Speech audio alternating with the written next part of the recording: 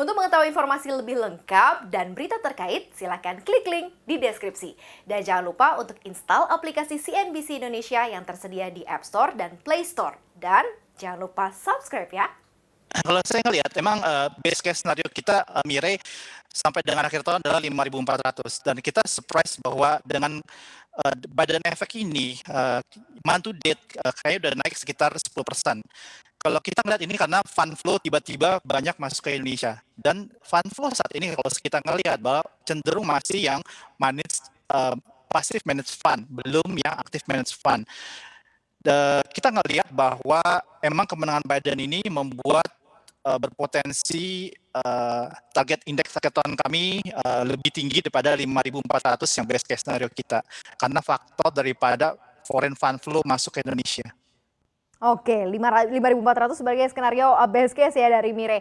Nah, kalau dilihat begitu Pak Haryanto, ini kan masih menunggu sampai dengan Januari ya. Artinya adalah sinyalemen atau euforia dari Pilpres AS ini dengan segala macam dinamikanya masih akan cukup panjang lah, kurang lebih ada sekitar 3 bulanan gitu ya.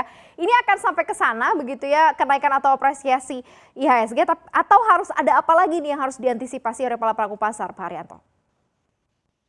Sebenarnya kalau kita tahu bahwa Biden udah bisa mengklaim dia memenangkan karena dia sudah mendapatkan 290 electoral vote, di mana oleh media terkemuka di US sudah dinyatakan sebagai pemenang.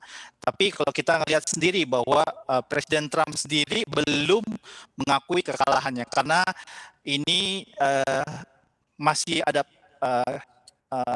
tahap-tahap yang harus dilalui sampai dengan election tahun depan, di mana sampai dengan pelantikan resmi tahun depan itu tanggal 20 Januari 2021. Kalau kita ngelihat, Presiden Trump mau mengajukan keberatan banding, ini mungkin akan membuat volatilitas tetap ada di market.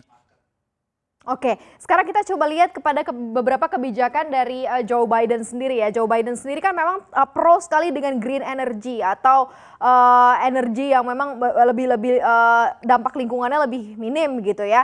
Nah, sementara kita kan ada beberapa sektor-sektor yang nggak terlalu green gitu ya, tidak terlalu green energy. Nah, untuk beberapa kebijakan-kebijakan yang Biden ambil seperti apa sih mungkin dampak dan efeknya terhadap sektor yang kita punya nih? Kalau tadi di awal di-mention langsung Pak Haryanto tadi bilang kan untuk nikel nih kayak positif gitu ya. Tapi untuk sektor-sektor yang lain seperti apa Pak Haryanto?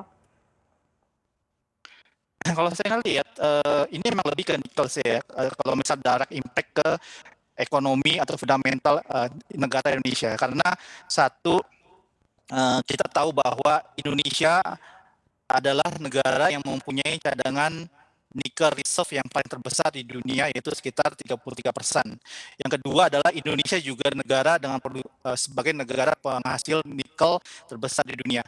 Di mana jadi ini satu sektor yang memang bagus banget untuk hubungan antara Indonesia sama US. Tapi di sisi lain mungkin yang sektor lain itu belum atau tidak terdampak secara direct dengan terpilihnya Biden sebagai presiden. Oke, berarti belum terlihat begitu ya. Nah, kalau misalnya dampaknya misalnya ke rupiah gitu ya, terus dampak ke komoditas lain gitu, misalnya seperti emas atau gold ini seperti apa nih dampak dan juga efeknya yang dilihat? Karena kan kalau kita lihat rupiah performanya sangat bagus sekali ya, karena equity dan bond market sama-sama dibanjiri aliran dana gitu ya. Seperti apa nih Pak Haryanto? Emang sebenarnya kalau kita ngelihat bahwa apakah Presiden Trump ataupun sebenarnya Biden yang menang, fiscal deficit di US akan cenderung naik.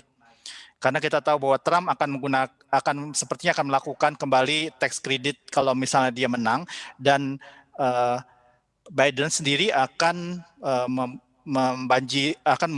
melakukan defisit kembali karena dia melakukan banyak stimulus ke depannya sehingga defisit akan terus naik, dan dengan fiscal deficit US yang cenderung naik ini akan membuat US currency akan cenderung melemah ke depannya. Dengan US currency yang cenderung melemah ke depannya, ini akan positif terhadap commodity prices, terkecuali oil ya, karena kalau kita tahu bahwa Biden sendiri itu green energy, dengan sendirinya oil yang dianggap sebagai dirty energy ini sepertinya akan kurang bagus. Commodity price di luar oil sepertinya akan benefit dengan melemahnya US dollar ke depannya.